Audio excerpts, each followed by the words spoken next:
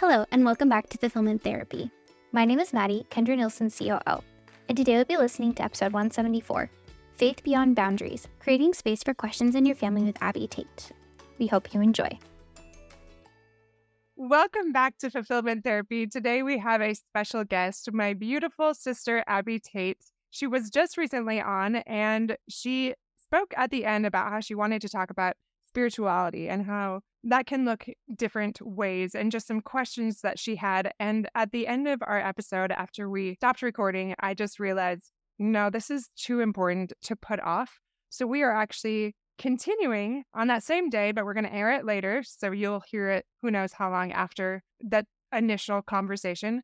But this is just going to be an organic conversation about what spirituality and faith can look like. And if you are struggling with faith, if you're struggling with understanding some questions, or maybe you're having some doubts, whether it's in, as many of you know, I'm a part of the Church of Jesus Christ of Latter-day Saints. Maybe you're of my faith, maybe you're of another faith. The lesson is very similar, and I've had a lot of clients that have had many questions that are the same. So I'm really grateful that Abbie is on today to speak to that, because Abbie, I'll have you share your own experience with this, but she shared in the last episode that she grew up as a member of the Church of Jesus Christ of Latter-day Saints, but has been inactive, you said, for about 6 to 8 years. Is that right? Yeah, between 6 and 7 years, I think. 6 and 7 years. Okay. And she just shared that recently she's been going back to church. And I actually didn't know much about this. She hasn't shared a lot about that, but I've also tried to give her space, because I think I overcorrected in the past, where I could be too overbearing, or maybe trying to take the reins a little bit instead of respecting your faith journey. And so it is always this balance. And so Abbie's sharing some thoughts and feelings about that. So if you are in that particular situation, tune in, listen up, because this may help you, is our hope. So that being said, Abbie, we just briefly talked before I started recording. Can you share some of what you just told me about what you're experiencing right now? Okay, yeah, sure. So in the trenches of my healing work, it's truly been excruciating. Like, I am not exaggerating when I say I feel like I was dying. It was such a deep pain, different from physical pain, but I felt it physically in my entire being, my entire body, that I felt absolutely desperate for some sort of peace and comfort. And historically, I was seeking it in all the wrong places, like my abusive partner. And so I needed to try something different. And I wanted to be open-minded and willing to just kind of trust, like just seek out different things that could potentially help. So one night I asked a friend if I could attend an AA meeting with them, because I was like, you know what, I should treat this abusive relationship just like an addiction. So maybe this could be helpful. I attended it. I thought it was very enlightening. I'm glad that I went, but it wasn't super relatable. But that evening, I had already committed to, that was a Saturday night, I had committed to go to church the next day. I was like, you know what, I'm going to make a commitment to myself right now. I'm going to go to church. I'm just going to try it out. My anxiety was crippling at this point, like to the point that I was shaking almost 24/7. I was having nightmares. I couldn't sleep. I couldn't eat. I was dropping weight. I mean, the anxiety was very bad. And I was desperate for some relief. So I was like, I'm going to try going to church and see if I get any sort of break from my anxiety. The next morning, I got up and I got ready, and I went to a church building and I walked in and it was empty. Nobody was there. I was kind of confused. Then I found out that they had a conference. That family ward had a conference. So they were at a different location. It wasn't normal hours. So for a moment, I was like, maybe I shouldn't go. Maybe this was a bad idea. But I was like, no, I've already committed to this. I'm just doing it. So I arrived late at a mid-singles ward. I walked in and I sat through it, and I noticed that my anxiety was calm. Like, I wasn't shaking. I actually felt pretty good. I was listening to the talks, and they were entertaining, to say the least. I actually kind of had this like pull to go up myself. And I was like, what is this? Like, why would I go up there? Because what would I say? Like, in my head, I was like, why would I even go up there? Because truly, I would probably make everyone uncomfortable, because what I would say is, I don't know anything. I can't stand here and say, I know the church is true, because I certainly do not. And all I know right now is that it feels good to be around people who have integrity and they're trying to do better. So I feel like that's what I can say is right now I am trying to, one, pay attention to my body and what it's telling me. And two, surround myself just with people who have good character and integrity and are trying. And so I can be on board with that aspect of the church. Like, the community is great. And so there are things that and there is a feeling of coming home a little bit, in the sense that's what I grew up with. That's what I knew the church. I was all in on the church for 32 years. So there is a comfort there, but also then battling this feeling of, but there are certain things I don't agree with. And do I really belong here? It's just been kind of like an interesting journey. But I want to pause there in case you have any questions for me, if you want to guide me in a certain direction. So inspired because I wanted to say something. I want this to be about you, and it's really crazy. I do feel like this is very much spirit led, because everything you've said last episode and this episode has very much aligned with what I've been feeling. And just yesterday, Joel, my husband, encouraged me to do a podcast episode on my faith journey. And I was like, oh, I don't know about that, because not all of my listeners are Latter-day Saints. And I like that, because I want it to be a safe space where they can hear things without feeling like, with maybe a more open heart if it was specifically addressed to just church members. Because I truly value any faith out there that promotes healing, a moral compass, having integrity, having those characteristics, those values that allow people to become their better self, their best self, reach their potential. I absolutely value those. Even if that means going to another faith, I think there's beauty in all those spaces. So that being said, I wasn't sure how I felt about it, but as you're talking, like I felt this need to share the messy parts, because there was something and I don't even know that I've shared this much with you, but when all of our family members like left the church, or like in my mind, like you had left, I didn't know that you'd ever come back. All the family members left the church except for our mom, and then my best friends all left. And not only that, but I felt very rejected because of my beliefs, and just totally devastating. Like, it still hurts so much. Just like a level of loneliness that I had never experienced with all of my siblings and friends that were close to me leaving, and having to navigate faith in a way that I never had before. Things that didn't resonate before did. Like, I felt the gray spaces more, like this unknown that wasn't so black and white, and that I didn't have all the answers, and I could have some doubts, and I could have questions, and there was space for that.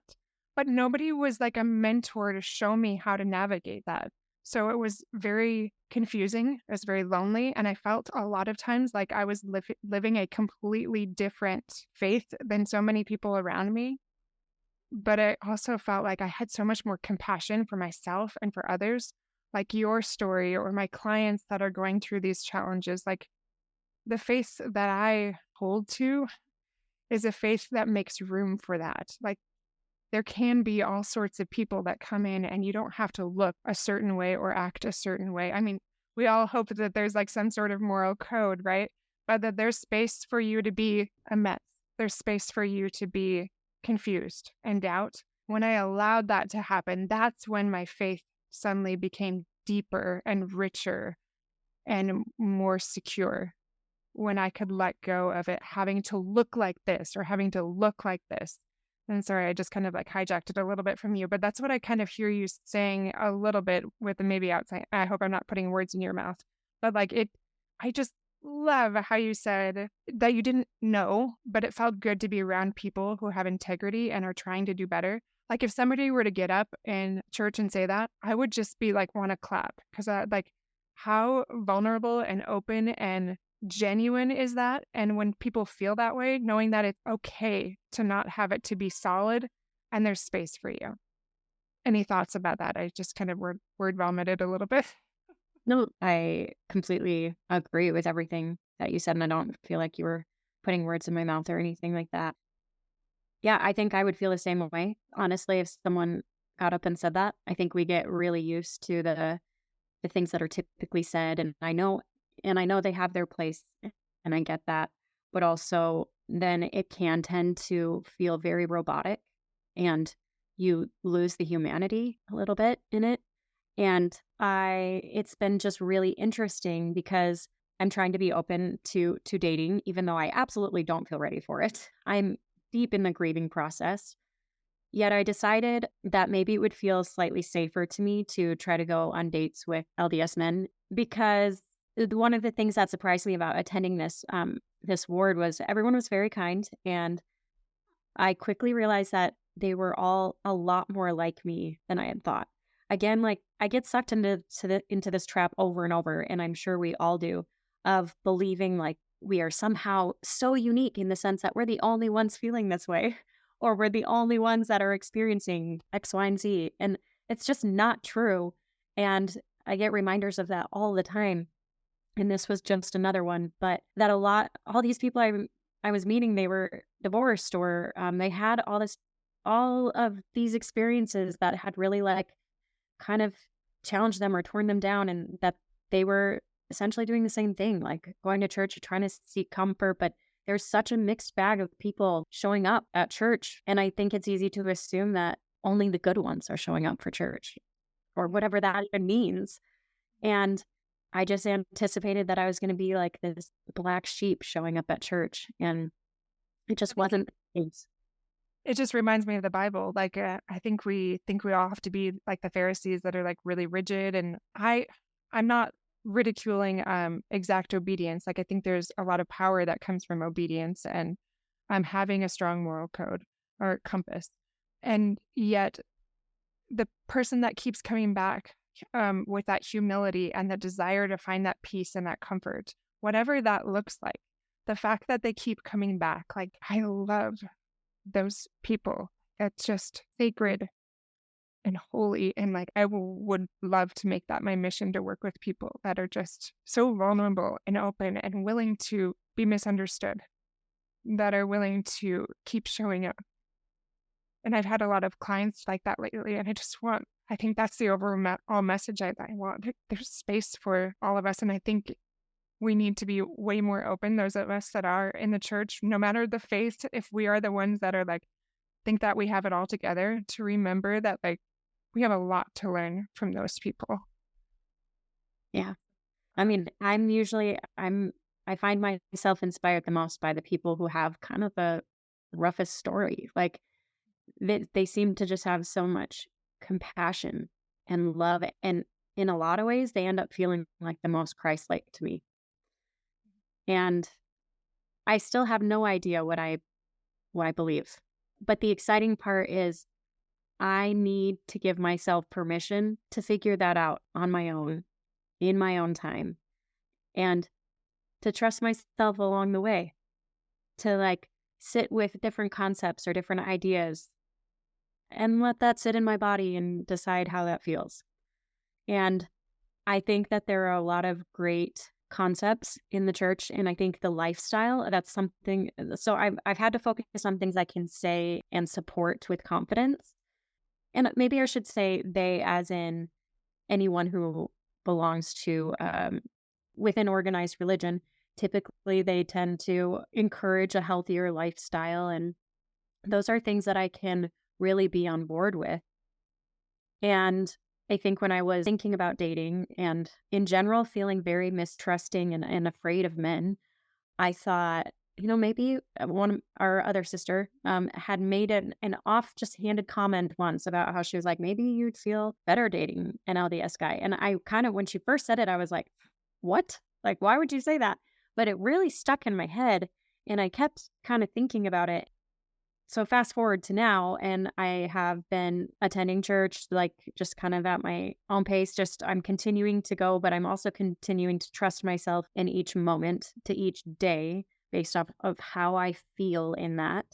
And I don't know what that means for me in the future. But I can say for now, my anxiety is more calm. I'm finding comfort and peace in it now, and surrounding myself with people who are a lot more similar to me than I had originally thought they would be. And I think the reason I really wanted to have this conversation with you is I wanted to know, what does it look like for people who want like this nuanced version of being like a member without maybe being all in. And maybe even, I don't even love the word member. Like, I don't technically, I guess you'd say on the records of the church, I never had my name removed or anything. But I don't want to feel like it's this like membership that I signed up for. I just want to feel like I'm going because it feels good and it feels right now. And I'm just trying to better myself. And it's nice to be around other people who are doing the same thing. And it also is nice to like that they know the depths of like being raised in the church, how deeply that runs, I guess. And so navigating the dating world has been fascinating, and talking to all the different people who like, because I thought like some of these guys are like what I would consider very LDS. And I did not think they would have any interest in me because I haven't held back any part of myself. And I'm just trying to show up as I am.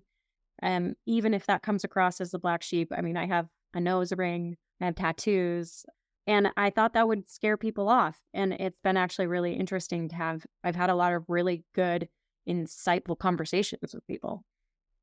I really appreciate some of these things that you brought up. And one of them, I just briefly want to mention that I never thought about before, like how member can feel very like member or non-member. Like there's not really an in-between space, and it feels like a club that like you're either in or you're out. So yeah, it maybe changing that verbiage potentially at some point, but because you're also like not really an investigator, but you're in those in-between spaces. But again, making space for those in-between spaces, whether it's just you individually or collectively trying to change that narrative a little bit. But I wanted to speak to a couple points that I was thinking about as you were talking.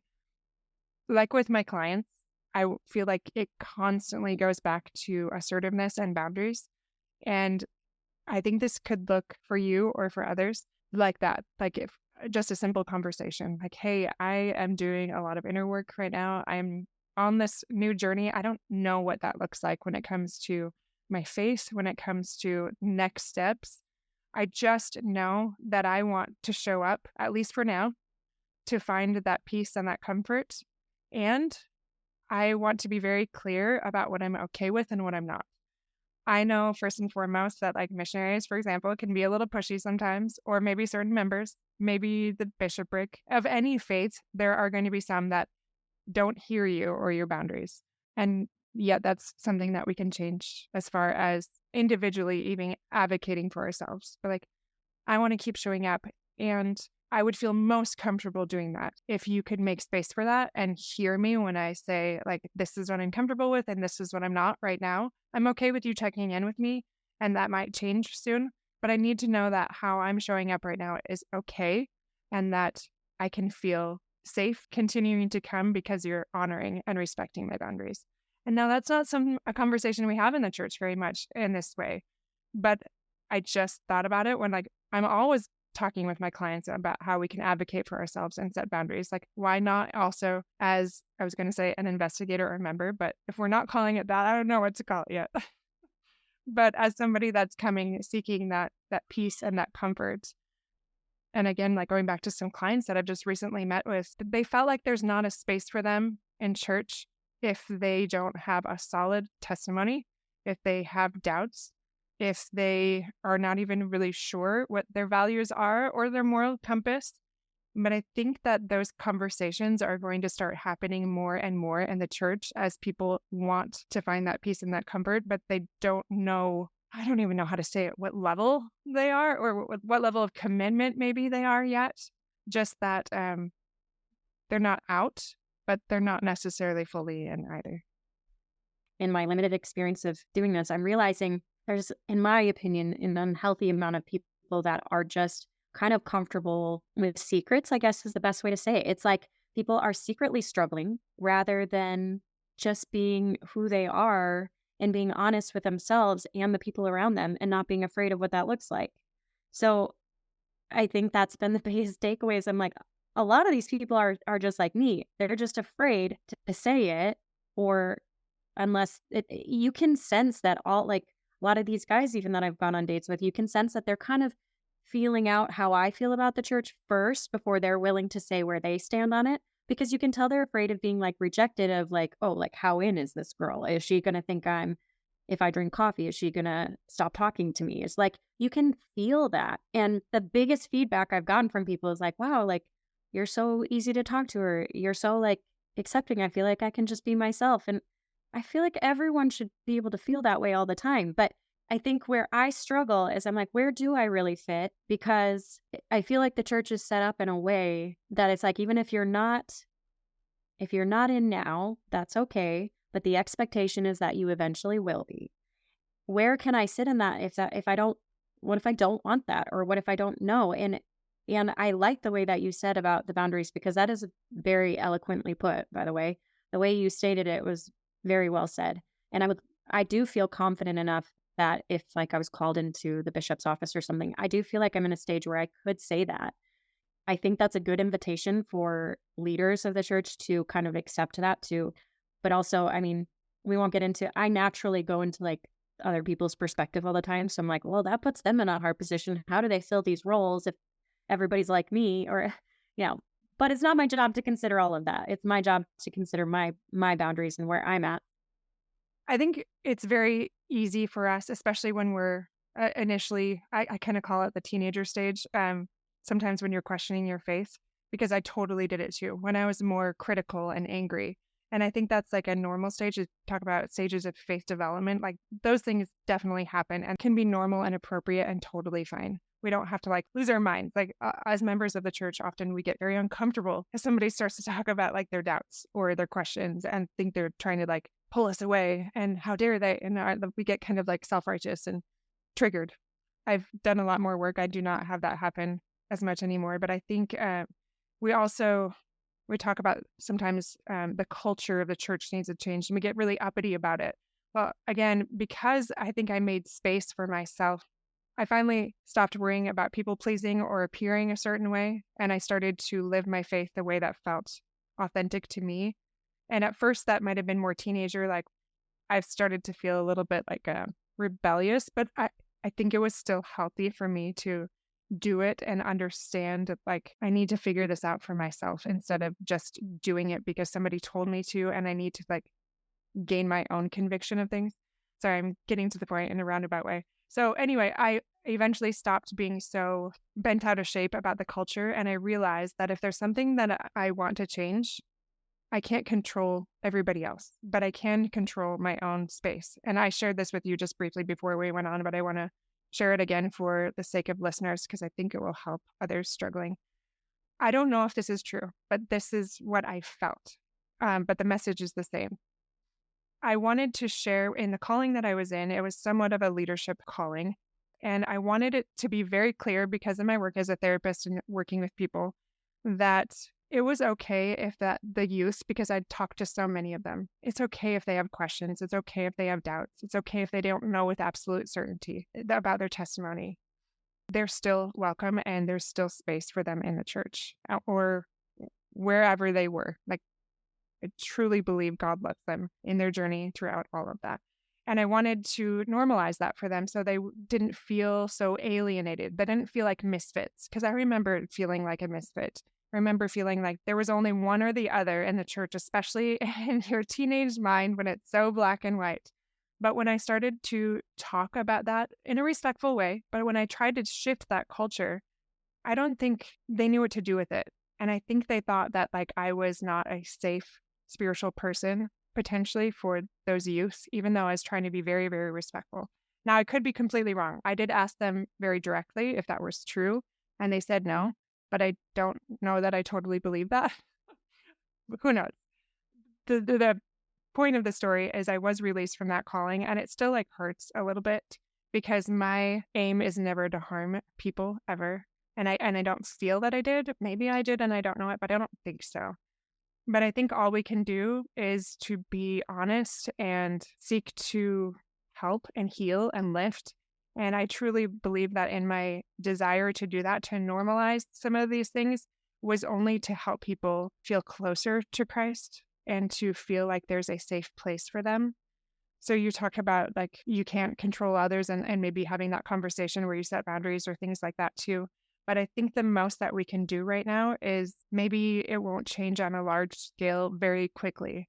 But yet there are things that we can do to change our culture around us, even if other people don't understand. And when you talk about like potentially getting up and saying something in testimony meeting, well, I had a client recently that was saying, well, I had these thoughts about like something somebody was saying, and I was like, I personally would be so grateful if somebody would respectfully, always respectfully, raise their hand in Relief Society or something and just say, this is something that I feel and that I have learned, or sometimes that's hard for me to accept, or, like in a loving way, another perspective. So it doesn't feel like you have to show up this certain way and you have to answer this certain way, so that we can have a more genuine and authentic culture sometimes that is not like, I don't remember how you worded it, Abbie, but like too uncomfortable talking about secrets. Not that they have to share all their dirty laundry, but not afraid to just be messy and human. You know what I mean? Mm-hmm. And I just, in my experience, like with my ex, I really believe that when he, at a fairly young age, when he wasn't so sure if he believed in the church or wanted to be a part of the church, but all of his family was, that he just kind of started a pattern of, oh, well, if I just do what I'm supposed to in front of everyone, and then I lie about it, and that way I can still like explore my curiosities and I can still do whatever I want as long as I lie to the other people and they don't know about it. Like that started at a very young age and that continued on for the rest of his life. And I think that that probably is pretty common, especially like in very religious families or within organized religion, where people feel so much shame around being human that they try to conceal those parts of themselves. And that is not going to be like a healthy state of being. Like it's not. So encouraging more of an environment where honesty can exist safely and people can embrace and I'm not saying that they should embrace all the darkest parts of themselves. I'm just saying that they shouldn't be in a position of trying to pretend. And that's not healthy for anyone. It's not healthy for them. It's not healthy for the people they're interacting with. It's just not a healthy state of being. And I think when you say like trying to make a small impact in the way that we show up for people and the compassion we show and like trying to be less judgmental, but I really think it ultimately does start with ourselves too. So like even when you were talking about how you used to be more like defensive if someone like anytime that little bit of like discomfort comes up or you notice that, at least for myself, I notice when I have a strong emotional response or if it wakes up something in me, that's my number one indicator of like a light bulb kind of goes off of like, whoa, what was that? And obviously that's something I have work to do around. And so like I think if we're focusing on ourselves of like, whoa, that really triggered something in me. And if we approach ourselves with more curiosity, like imagine going into a ward or any religious building or even just work in any situation, if you were surrounded by people who questioned their own triggers rather than like projecting it onto someone else. Like imagine how those conversations would go. Really appreciate you bringing that up. And that is so, so important. I know I've shared it on the podcast. I don't know if I've shared it with you, but when you get reactive, get curious, you have a wound that is waiting to be healed or asking to be healed. I always forget which.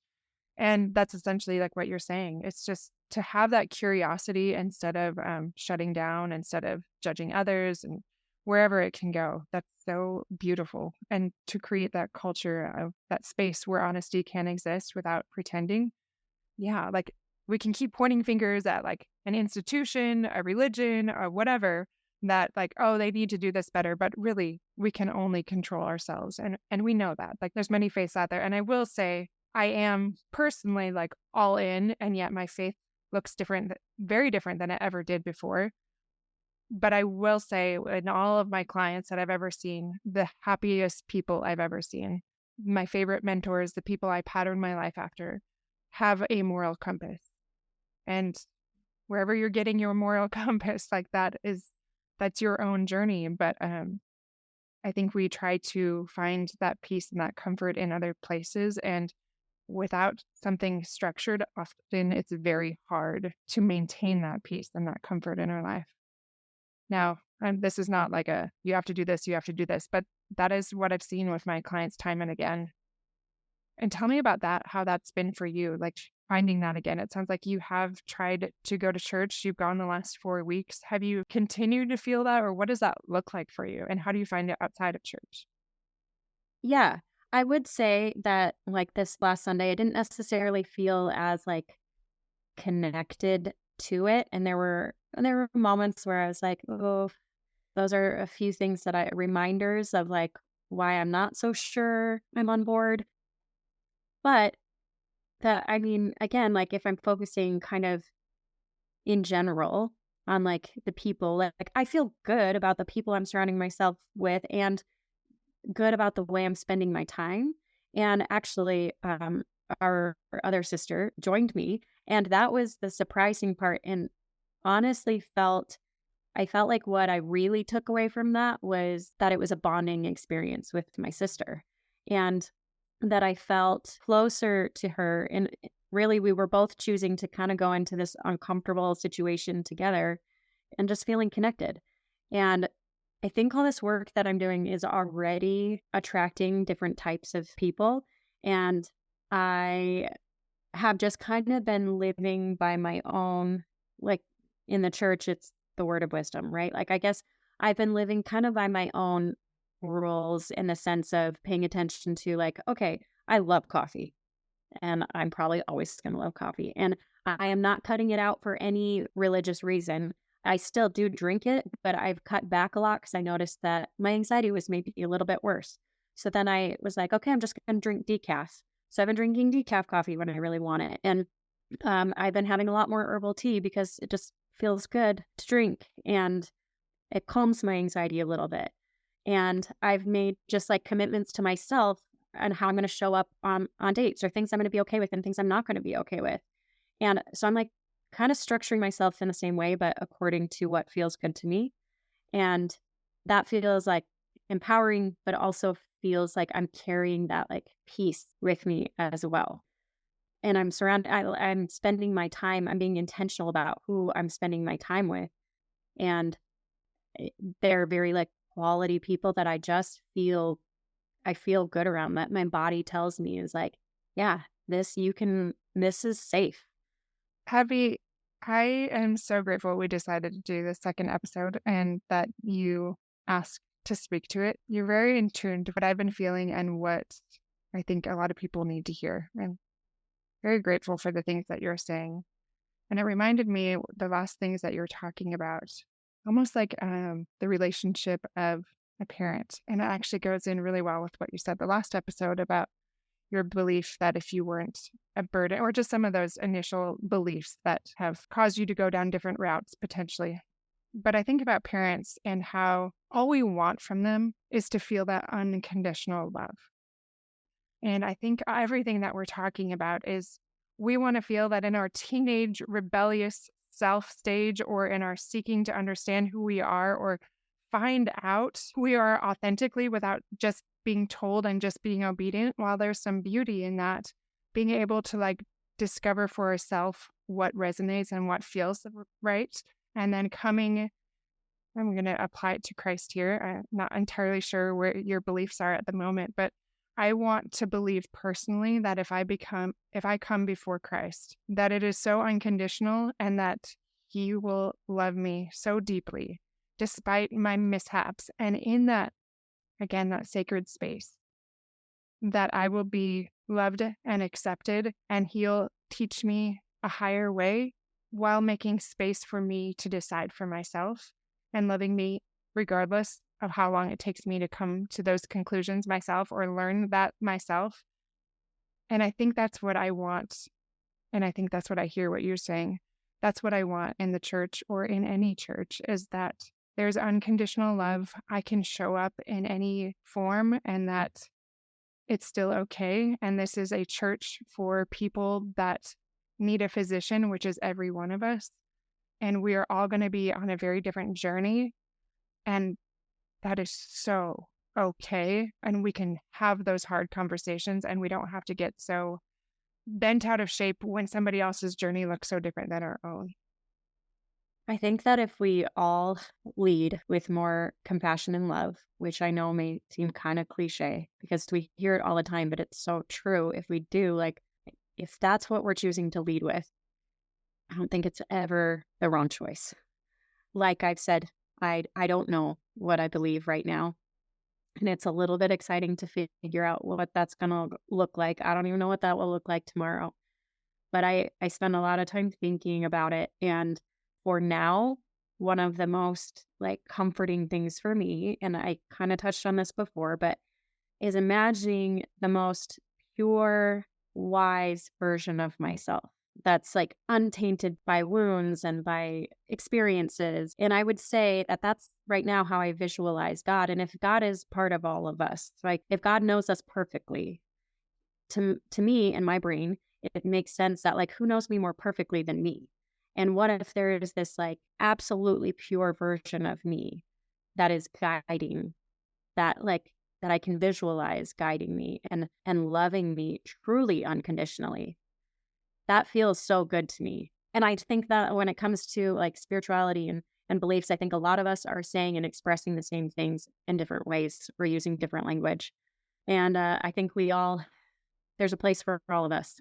And the hope is that everyone can just kind of put down their defenses a little bit and just like choose not to be threatened and just like embrace each other and embrace the differences.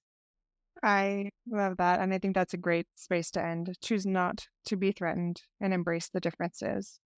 Such a tall order and such a noble, beautiful thing. And again, I think about the life of the Savior. Choose not to be threatened. And what was that second part? And Embrace the differences. embrace the differences. That is exactly what he did. And I love studying him because he was the master at embracing so many different people, so many different cultures, the tainted, the rejected, all of those people, and living that higher, holier way, whatever that looks like. I had just an ending. I know we've gone way over, but I have a client. He's not of the same faith, and he's just like, Kendra, everything we've done in session, and he got like all emotional. He's like, the most transformational parts, it hasn't been self-care, even though that's been amazing. It hasn't been even working on these different mental health aspects, but it's been spirituality and like healing in that way, and learning more about that part of it for myself. It has been game changing. And I'm reminded, like, I first went into personal training because I wanted to help people heal their bodies. And then I went into mental health because I wanted to help them heal their minds. And I love the spiritual part too. So apparently I just want to be a healer. But I love that, like, no matter what faith we are, like there's space to just be compassionate and just embrace people wherever they're at. And I love that you share that. And I so very much appreciate this about you, Abbie, your willingness to show up vulnerably and have those hard conversations and speak candidly about it in ways that people don't. And I have a feeling that's why I'll just keep begging you to come on the show. Thank you so much for listening. As always, please head over to fulfillmenttherapy.org to find us in all of the places, as well as to check out our countdown to our new courses coming out soon. We hope to see you there, and if you have any questions, please contact us. Have a wonderful day.